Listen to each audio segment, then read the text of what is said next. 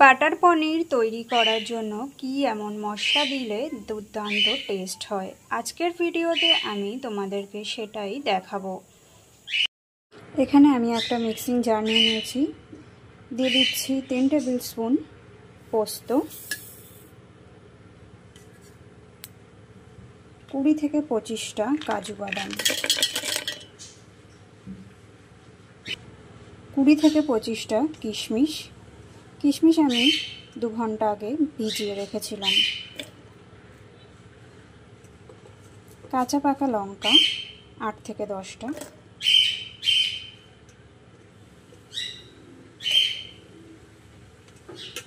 দুটো বড় সাইজের টমেটো, দিয়ে দিচ্ছি সামান্য পরিমাণে জল।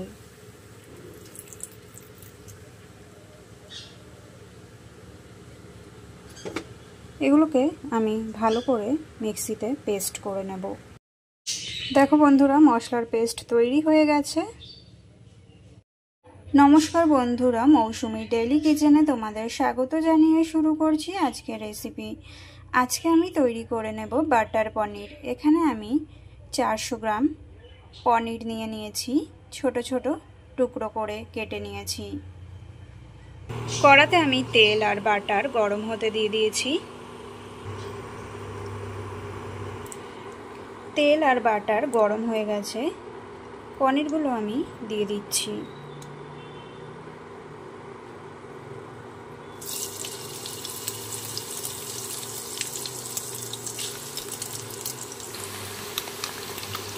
পনিরগুলো ভাজা হয়ে এসেছে, দিয়ে দিচ্ছি সামান্য পরিমাণে নুন আর হলুদ।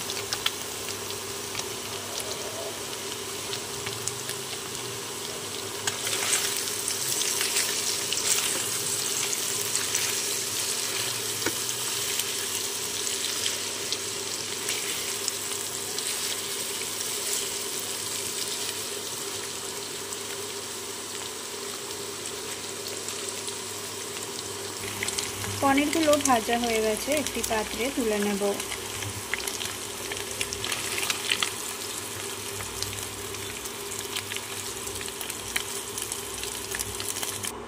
একই তেলে দিয়ে দিচ্ছি গোটা জিরে, শুকনো লঙ্কা, তেজপাতা।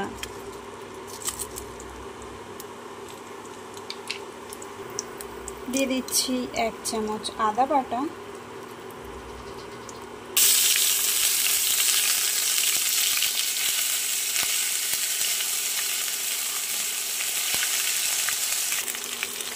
দিয়ে দিচ্ছি আগে থেকে করে রাখা মশলার পেস্ট।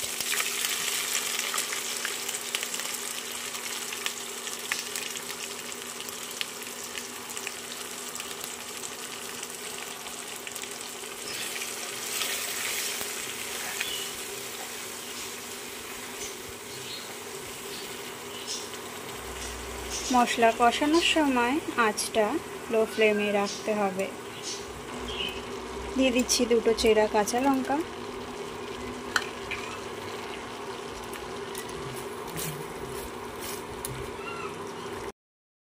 মশলা কষানো হয়ে এসেছে, দিয়ে দিচ্ছি কিছু গুঁড়ো মশলা।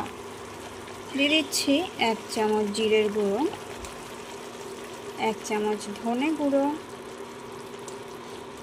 1 চামচ কাশ্মীরি লঙ্কার গুঁড়ো, 1 চামচ হলুদ গুঁড়ো। খুব ভালো করে মিশিয়ে নিতে হবে।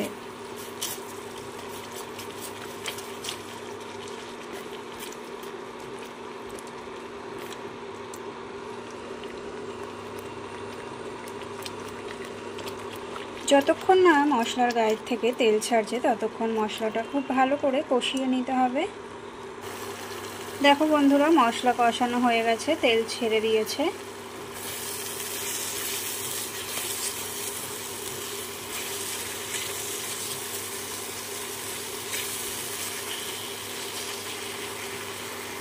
দিয়ে দিচ্ছি আগে থেকে ভেজে রাখা পনির।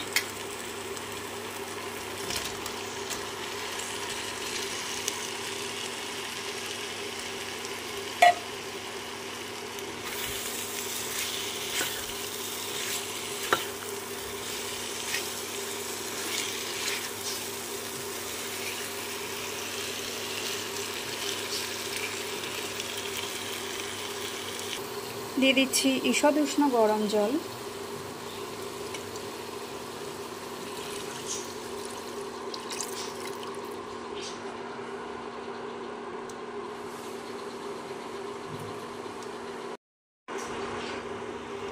দিয়ে দিচ্ছি স্বাদ মতো নুন।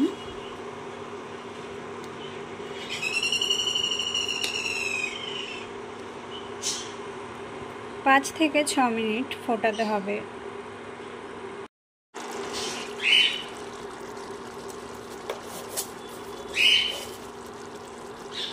বাটার পনির খেতে যেহেতু একটু মিষ্টি মিষ্টি হয়, সেহেতু আমি এখানে 1 চামচ চিনি দিয়ে দিচ্ছি।